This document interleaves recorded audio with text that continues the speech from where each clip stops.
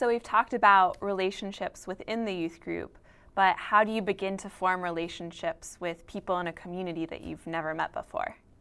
Yeah, the first couple mission trips that I was partaking on, you come as a newbie youth minister, and there's an existing culture, and you do what's expected, or you do what their culture and traditions dictate. And the typical mission trip, and there's nothing wrong with these mission trips, and a lot of folks do them. You go to a mission center, you live on the mission center campus by yourselves.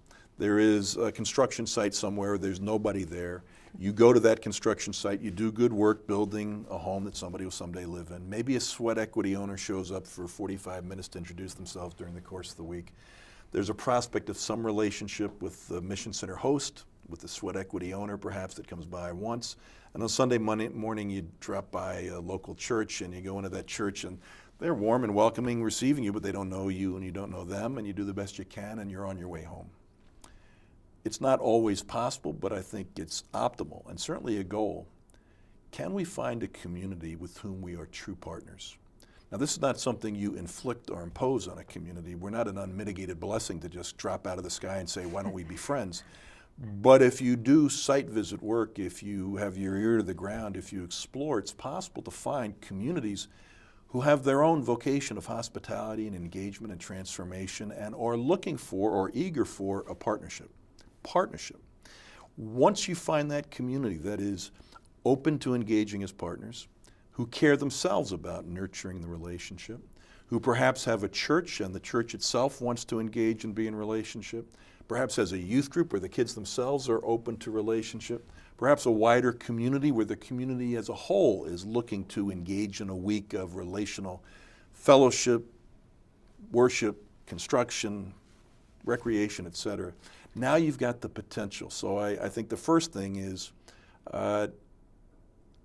you just go looking and discerning and inviting the folks that you might partner with to discern as well. Mm-hmm.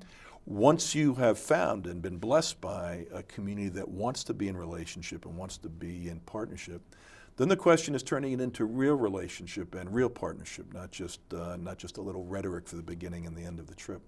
And we have found our ways there by, if you can possibly generate another donor who'll give you a check for $275 for airfare, going on a site visit before the mission trip to develop relationship. And if you can get one more donation, asking the leader of that host community to come visit your church and be with the kids, and if they're preachers, preach to the congregation. If you can get one more check, getting one of their young people to come up so the relationship between the young people gets started. It has something to do with budget, has something to do with proximity, something to do with travel costs, how much work you can do at the beginning of the year building a relationship long before you get to the mission trip moment. Once we get to the mission trip moment and we are arrived, well, relationship isn't any more of a mystery than pilgrimage and transformation is.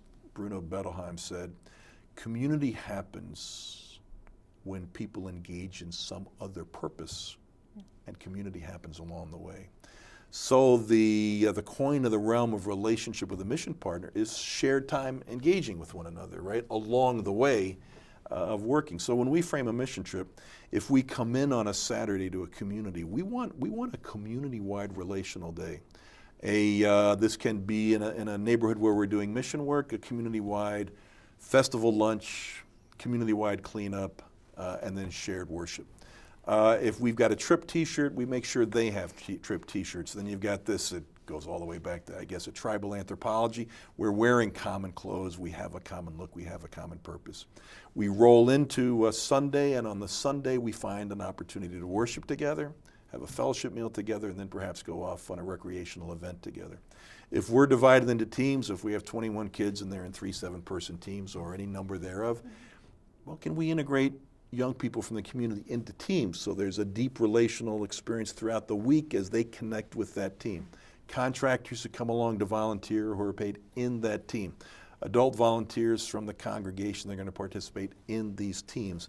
So that from Saturday relational day to Sunday shared worship to 5 days of working together to Wednesday night shared worship, and then Friday a final celebration, a banquet where we throw kind of a thank you dinner to thank them for having received us and let them into their lives.